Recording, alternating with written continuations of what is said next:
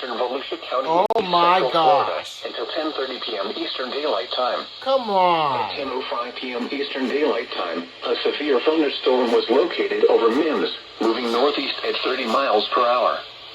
Hazard, 60 miles per hour wind gusts. Source, radar indicated.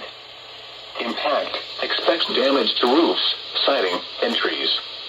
Locations impacted include Titusville, Oak Hill, Haulover Canal, Mims, and Playlanda Beach.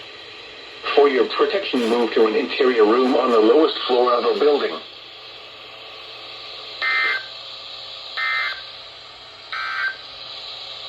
Special weather statement. I knew it. Strong thunderstorms will impact portions of eastern Seminole, northern Brevard, southeastern Orange, southeastern Volusia. I freaking knew it. Oh, what a great welcome present, huh?